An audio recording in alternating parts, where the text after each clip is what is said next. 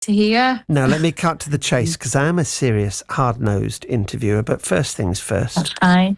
Where did you get your fluffy pink jacket from in the publicity's photos? And can I have it after you finish with it, please? The fluffy pink jacket. Oh, yeah. Oh, that was, I think it was from Topshop or somewhere like that. I can't remember. The stylist at the time just put it on me and it was like, ooh. There's another one, baggy red heavy knit jumper. There's another one in a fake fur wrap. Was it cold on the day of the photo shoot, love? Did they not put the heating on for you? I think it was just, I don't know. We were actually in a studio when we did it. So it was just sort of the vibe. It was sort of just like tights with fur coats. All fur coats and no knickers. I knew you were going to say that. Don't hand it Not to quite. me. Don't hand it to me on a plate, Sarah, for heaven's sake. Yeah. No. It wasn't quite like that. It was a bit classier than that. But yeah, that was the vibe we were going for. It's all part of the fun, isn't it, dressing up? That's why I think people want to do it in the first place. Yeah, you can be playful with especially fur and leather and stuff like that. It sort of makes you feel like you've got a bit of character. I remember when I was a kid, I always wanted to do this, really, from when I was about 3-4 years old.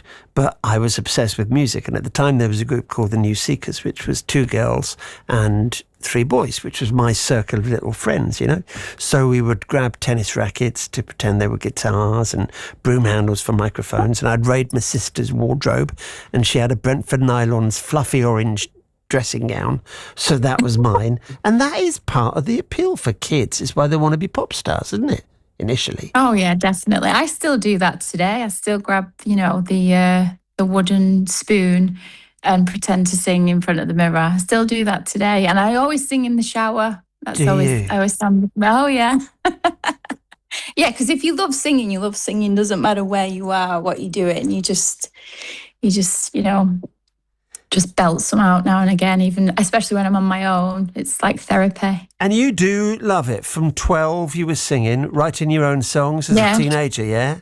Yeah, I started writing when I was about 15, I think I was, but I didn't know I wanted to be a singer. I always wanted to be, I always used to perform for everybody. When my mum and dad had parties, I used to like mimic people. So I was quite good at impersonating people. Like Tina Turner and Michael Jackson, Rick Astley, people like that, the whole 80s vibe. And then, when I was 12, my mum and dad got me a karaoke machine and I was just relentlessly singing, "Don't speak, you know just what you're saying." Remember that song? Don't sing anymore. I got to pay PRS. Don't sing anymore. Oh, that's funny. Yeah. So, and then my dad was like, "Oh, you can sing." So then my mum sent me to Manchester School of Music and I actually classically trained. Amazing. As a folk and opera singer for 4 years. See, that means when you've got that kind of background, you will never want for work. You can do anything now. You won't. I mean, you can do any kind of music for a start. You could probably take on a musical. You can do coaching. You've got that now in your locker. You're set for life, aren't you? If you want to stay in music.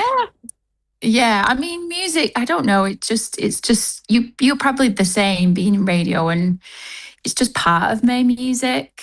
I absolutely love it. I never get bored of it. I don't think it matters how old you are. Sort of back in the day, it was like, oh, you've got a time limit and that's it. But you that sort of changed today. And if it's a good song, it's a good song. And we just played When I Lost You. I don't have to believe that was 24 years ago, unless I my God. unless I want to believe it, and I don't want to believe it. So, oh God, where was your head doing that? Had you been in a studio much before recording that? Yeah, I was doing a few bits and bobs, nothing major. I started in a few bands, and I just sort of bedroom studios, but it was really Pop Idol, obviously, that took the charge of me doing more commercial and the current stuff. But When I Lost You was, it's funny, I did a gig the other week and I'd not sang it for ages. And I was like, sing it. So I sang it. And you know what? It is a great song. It's a banger. Yeah, back in the day, I was constantly singing it all the time. So you sort of take it for granted a bit. And it was a great song, but at the same time, it's just like, right, what's next? What's next? But when you look back, it's quite nostalgic and it sounds really current even to today. So yeah, it's quite nice that I've got that song under my belt because it was a great moment for me. And what was next for the whole album, which you dumped? You chose that you didn't want to do it. And I admire you so much because you have one life. It's much better to be yourself, be comfortable with what you're doing, than to go down someone else's path.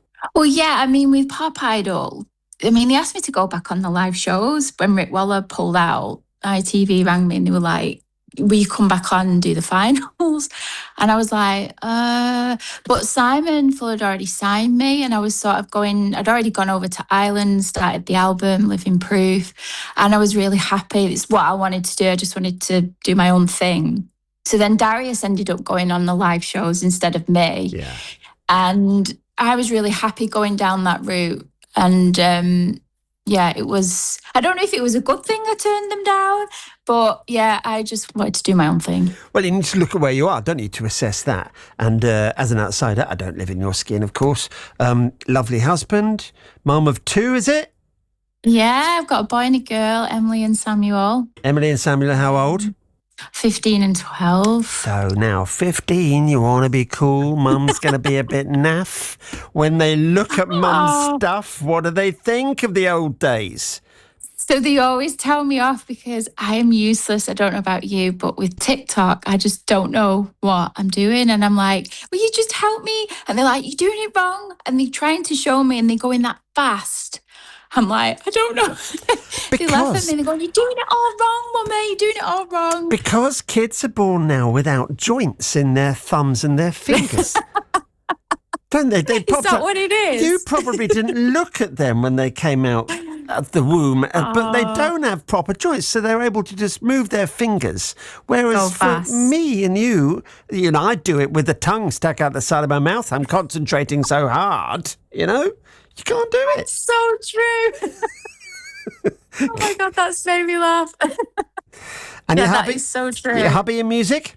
No, Perfect. Absolutely not. He's the absolute opposite of music, which I quite like, but he's very supportive. Yeah, so very grounded. I bet they like this incarnation of Mum, of his wife, back in Manchester, which is where the real SHOLZ-Y is from. Yes, yeah. Well, Preston, he lives in Preston. Yep. Yeah. It's all the same, Sarah. It's all the north. It's all the same. Well, yeah, that's true. We love a bit of north, don't we? Wherever it is. I went to university at Salford another lifetime ago. And oh, did you? Yeah. A good university there. Yeah, well, it was okay. It was kind of science, but I didn't do science. I did language and arts and things. But it was before it became the centre of the media world, you know?